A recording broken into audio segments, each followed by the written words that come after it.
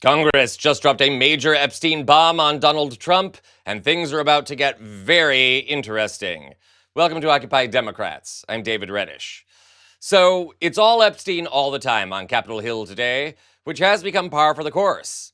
As nationwide attention to the Epstein case and the FBI files on Epstein intensifies, heck, as the worldwide attention to the Epstein files intensifies, Democrats and Republicans have banded together to get more information on the case, even as Donald Trump has called the files, which he campaigned on releasing in 2024, for goodness sakes, a Democratic hoax.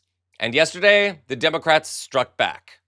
So the president blaming Democrats for this disaster, Jake, is like that CEO that got caught on camera blaming Coldplay, okay? Like, this is his making. He was president when Epstein got indicted for these charges and went to prison. He was president when Epstein committed suicide. And then there was another case, as you know, that continued during the Biden administration.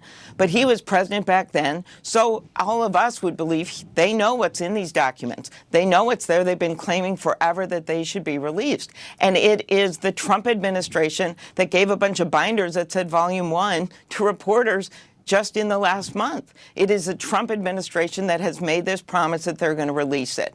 So I am blaming Democrats for this. To me, I'm sorry, this is the people that have been fomenting this are right-wing influencers, members of Congress, people who have a reason that they want to know what's in there. They believe the president when he said there's stuff in there that people should see. Wall Street Journal, these are not bastions of liberalism or wild progressives that have come out and said the public have a right to know what is in these documents. And if you like smackdowns like that one, don't go anywhere. We have a big one coming. Now, earlier today, diminutive House Speaker Mike Johnson offered an update on his view about Congress voting to release the Epstein files. It turns out Trump has been talking to Johnson, so no wonder he said this. What I know about the president's heart on this is that he agrees with everything I've said here today. He wants maximum transparency, but he's also very insistent that we do not subject people who have already been victims of unspeakable crimes to further public scrutiny. And it would be a very dangerous thing to put those people's names out or to do a release of information in a way that is haphazard where they could be easily unmasked. And so you have to be very careful about how you do that. I think we have a moral responsibility to do that. We have a moral responsibility to expose the evil of Epstein, and everybody was involved in that. Absolutely. And we're resolved to do it. But we also have an equal moral responsibility to protect the innocent. Yes, you heard that right. After talking to President Taco, Johnson is not just blocking votes to release the Epstein files. He's willing to send Congress home to prevent it from happening. What is going on with these people? Doesn't Johnson know he has a better chance of keeping his job if he breaks with Trump here? Then again, he was an accidental speaker to begin with, so maybe we shouldn't be surprised. Johnson, on the other hand, just got one hell of a surprise. And so did Taco Trump. Now, this is a longer clip, but there's a lot here to break down. Take a look. Hi, I'm Diane Macedo. We have breaking news. An oversight committee just approved a motion to subpoena Ghislaine Maxwell to testify before Congress. It comes as Deputy Attorney General Todd Blanche says he expects to meet with Maxwell in the coming days. Maxwell was convicted of conspiring with and aiding Jeffrey Epstein in his sexual abuse of underage girls and is currently in prison. ABC News Justice Department reporter Alex Mallon has more. So we also have Jay O'Brien on Capitol Hill following this for us. So, Jay, I want to start with you since this just happened. What's the latest there, and what are lawmakers really calling for here? Yeah, this motion to subpoena Ghislaine Maxwell was approved in a subcommittee of the House Oversight Committee. It was brought forward by Tim Burchett, and it got the Republicans on that panel's support. And so now it advances to Chairman James Comer, who's the chair of the overall House Oversight Committee. It tries to force Comer to subpoena Ghislaine Maxwell, but ultimately it looks like the decision will still rest with James Comer as to whether or not he wants to go along with this motion that was approved in, again, that subcommittee of his broader House Oversight Committee.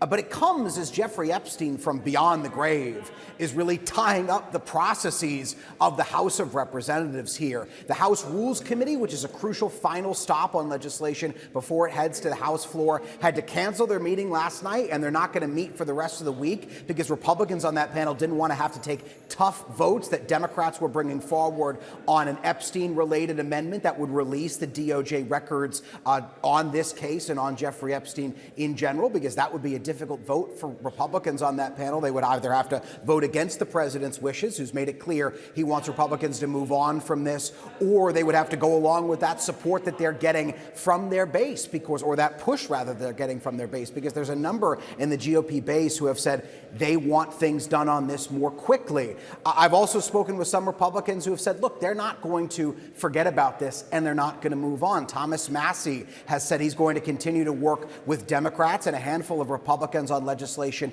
that would force the release of Epstein-related records that the Department of Justice has. The earliest that he could probably force that vote to release those records would be after Congress goes out on recess in August. I asked him, is the president at risk of losing support with his base over this issue? And he said he believes that the president is eroding support with his base because he has been signaling he wants both the base and GOP lawmakers to move on from this Epstein matter. And all of this drama is even making it all the way to Speaker of the House Mike Johnson, who just moments ago in a press conference said that he supports releasing Epstein documents. He has said that before, but he also said he wants it to happen within reason, with respect for the identities of victims, etc., quote, very quickly, Diane. So this Epstein drama is not going away. It sure doesn't seem so. So, Alex, what's Blanche hoping to accomplish with his meeting with Ghislaine Maxwell?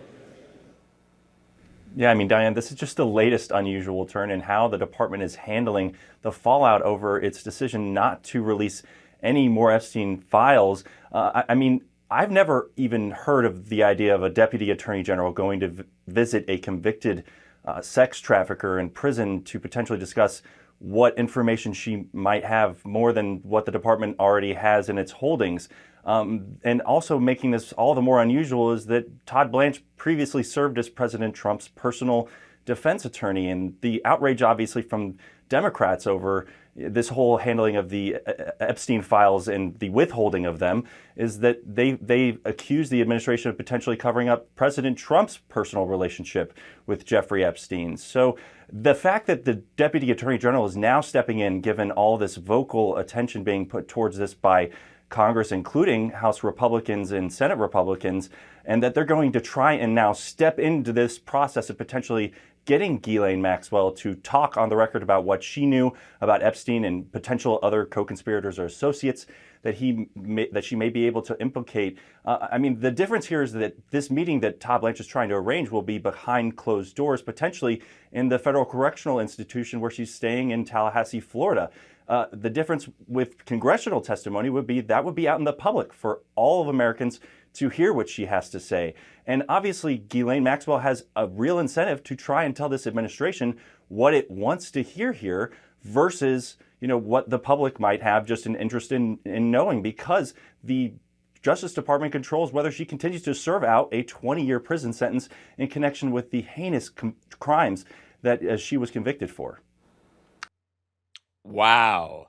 So, not only did James Comer break with Trump, he defied Mike Johnson.